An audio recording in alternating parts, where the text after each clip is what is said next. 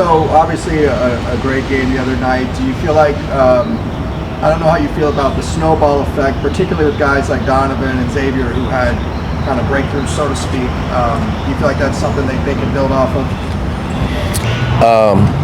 You would hope so, but not a big believer in that.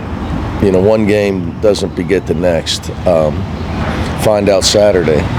You know, I think that you have to prove consistency, whether it's individuals or a team. And we have to prove that we can consistently compete with the best teams and be one of the best teams. So we still got a lot to prove. That's how I look at it. But yeah, I mean, you would hope that you can use what happened the other night as a springboard, not only for your team, but for some individuals.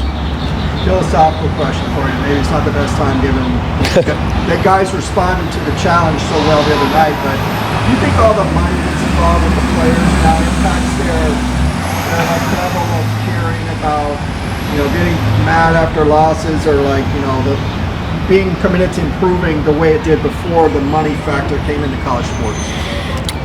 I think in your question about you know, how much does the money affect these kids? I think money affects everybody, and you're more apt and equipped to deal with it better the older you are in life. But I think the money affects everybody. So I think what you're getting at, does it take away some of the incentives or the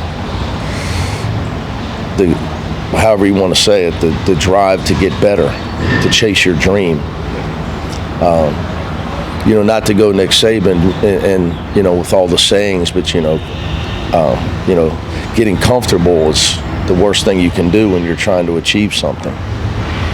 Well, money brings comfort. You know, so it's tough. I mean, you know, it used to be when guys made the NBA, they had to go through these things as younger guys. And the NBA friends of mine also, you know, how much is the money going to affect them? Like, that's the art of who do you draft. I remember my friend Neil O'Shea saying, with a high pick, and he took Damian Lillard years ago, he's like, you know, I got to give somebody the keys to the car. And you know, who's going to really want to build up the organization, or who's just going to take the money? And so it's tough. I mean, you know, so yeah, I think it, but like in life, it affects everybody differently. And piggybacking off of that, I remember vividly your first year in Maui after the Michigan State game, you said losing can never be acceptable. Never. Have you seen that kind of, you know, in the locker room post-game change in the NIL era more, that guys, you know? Not in our locker room, because I won't allow it. Okay. I think, you know, that now that I've been around a while, I get asked advice, and I tell guys, you have to be, in this era, everybody has their convictions about building a program and what the things you need to be about. You just have to defend them a lot harder nowadays and be even more convicted about them, because they're being challenged more. They're being challenged more from the outside. So you have to be even more convicted about them. So no, that anything I can control won't change. It's just a lot more. You know, it's a confusing era for these kids. You know, it's no different than, and I don't want to pick on anybody, but you know, former number one draft picks at age 19 that went to the NBA and got lost. You know, and is the money a problem? You know, the distractions. It's now a part of our game. You know, and imagine a player. Try being a player nowadays where you get a good contract and you're playing college sports, and you're dealing with the fact that your family wants your money. You know, you got a brother begging you to pay all his bills. Say an older brother, 28 years old, giving you his problems and his song and dance. Like, those are things for adults to have to deal with that now kids are having to deal with. So yeah, there's so much that goes with it. And how much do you, I talk to the guys about that? I remember you were talking to Nick Kobe, you just had a kid, and you were advising about the 529 life insurance. Yeah. How much do you do that with these guys about, like, you know? Oh yeah, no, we have Roth IRA explanations and things of that nature, and you know, I give them examples. You know, I don't want to hear about you investing in property. You don't know anything about property. You know, what the hell you know about property? You know, savings account, S&P fund. It's enough. You know, the more people touch your money, the more they're going to take it. So yeah, we talk about all that stuff. But unfortunately, it's more complicated than that. The things that they go through with other people, you know. So there's just a lot of confusion it brings. It's just another layer of our job. Coach, I'm not sure if you're on social media, but I don't read it, no. Okay, did you feel like your comments about the schedule were misconstrued in any way? I wouldn't know. Okay. Misconstrued by you? No, I just like was reading people's comments. I just stated a fact. Okay. Isn't it a fact? Didn't we play? That's why I'm asking if they're misconstrued, because it was Misconstrued by who? by fans. You gotta give me a name. I don't know, people in the comments section. No, unlike some NBA guys worth $500 million, I don't read any of that. Nor would I care if you told me. Couldn't care I was less. just curious. Yeah. No, I got better things to do with my time than read stuff like that. Look, everybody, you say something, there's always going to be somebody that understands or somebody that misunderstands.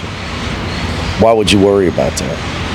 The way you guys collectively defended the paint, right? It wasn't just Booker, but you also had Donovan, even Green getting in there. The key to winning the game and holding and defending any team, especially the best offensive team in the country, you can't give them easy baskets. You know, now no, Fletcher Lawyer missed some open shots, but Cox hit some tough shots. You know, Donnie missed 2 right-hand layups, you know, close, but then he made 2 tough shots. So I think the key is taking away the layups, the dunks around the rim, you know, that they get. They break you down so well. That was the key to stopping them, or you know, containing them to an extent. Yeah, and I was going to say, because also, you know, looking at Northwestern's last game, 44 points in the paint. I mean, how much more emphasis does that become? And then tack on their free throws. See, if you give up 50 or more on points in the paint combined points in the paint and made free throws, you can't win. It's literally almost impossible to win. So they got 44 on USC and they made more than 10 free. You can't win. Martinelli, heck of a player. Unbelievable. He's got Now he's making the 3 at a high clip. He went from 32 to 52 or something. Yeah. But I mean, you watch him, he's got kind of that funky shot. Yeah. You're like, how is this guy so effective? Guy shoots a jump shot at the free throw line. Yeah. You saw that the other You night. gotta admire that, right? I mean, I just, you know, he's guys like Martinelli. That's been at one school for, you know, that long, and done it the right way. You got tremendous respect for him, and has developed his game. You know, he's gained 20-something pounds over his career. Huge respect for him.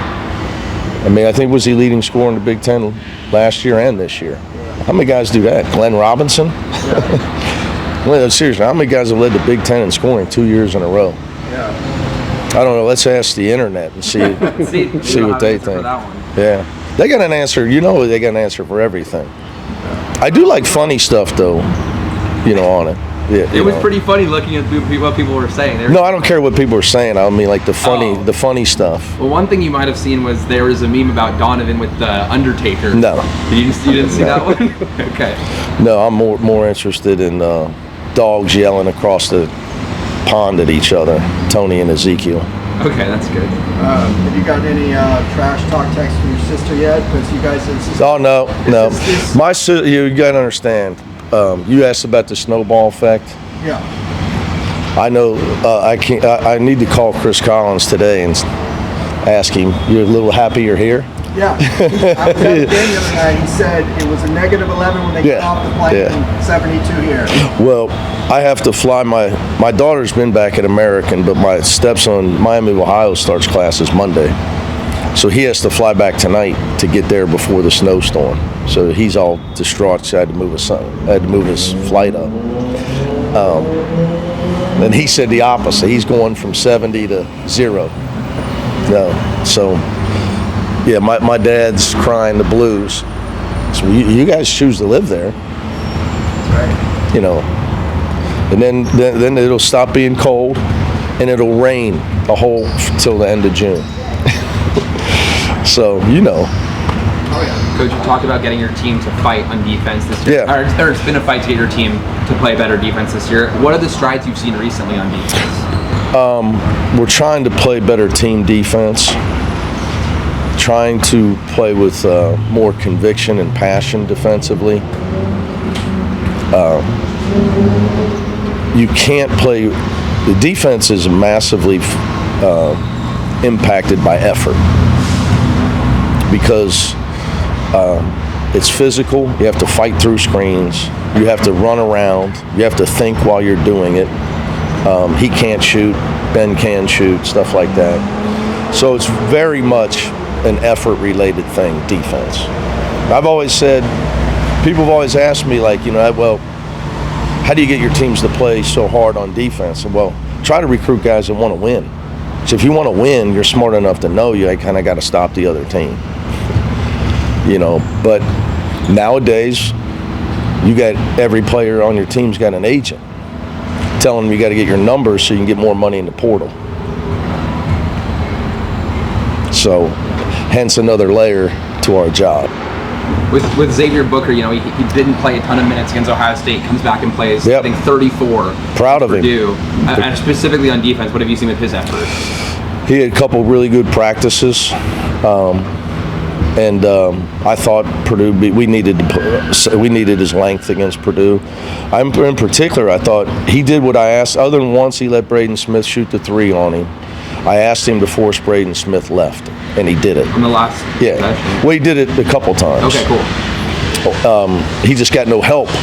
The times once Braden laid it in, but Xavier did his job. The rotation guy didn't. Trent did a great job. Trent won the game by making the rotation we worked on. Eric cracked down with great effort to get a deflection, and that's what won the game. Back to effort, But Xavier. One thing you guys don't know about me, like I don't give up on guys. I may get frustrated. If the guy don't give up on himself, I won't give up on him. Kind of piggybacking off that, I wanted to talk about the minutes. Obviously, no Sky Clark, but all the starters played 30-plus minutes. How do you think they weathered that? And they're tired. So we've had to, we're off Wednesday, shortened practice yesterday and today. Guys, because you understand, that's not Sky's first game he's missed. And I alluded to it, I don't know if it was with you guys, but with Josh Lewin in the post game, Trent's gone from playing 20 minutes to 40. So you got to be mindful of that in our preparation. I just thought it was one of those games. I didn't really want to take him and Donnie out. Like they both played 38. And you look down and Smith does it every game. That's why I call him Superman. So it wasn't Sky's first game that we've been since the halftime of the Iowa game. He's been out. So it's 5 games really. You expect to see him back against Northwestern? I'd put him on highly questionable. It's kind of like me. That sounds better than. Let's ask your followers, see what they think. What do you say? Highly questionable sounds better than doubtful. Yeah, that's about the same, I'd say. Coach, how do you? I'm probably more apt to read his comments on his social media. How do you approach the next stretch of games, having 5 of them at home? Yeah, I don't even know that. In fact, Chrissy, we were at dinner last night. You been to Matu? What is it? Matu Kai? No. Big time, man. We took it's Carson leaving, but going back to school anyway. She asked when we were leaving for Oregon. I said, when we play them. I don't know. So I guess we play Oregon. And then we have a bunch of home games after that. You see how locked in I am? I mean, I would say I give you this. If you want to finish high in the league, you better win them at home. You go back, look when Ben Howland built Pitt's program, when he rebuilt Pitt, they never lost at home. When Mike Bray was great at Notre Dame, they never lost at home. And you can just take this over and over. You got to win at home. You better win at home, especially in really good conferences. It's tough to win on the road now. It's really tough. What do you think about the way Eric Cronin is kind of taking advantage of some of the minutes? He's trying. One thing Eric Cronin will give you is physicality and fight. You know, as a freshman, he's out there at times, he might be in the wrong spot or whatever, but he's never, ever going to lack for giving effort. That's why I signed him. All right, guys, I'm going to go to practice. Thank you. Yeah.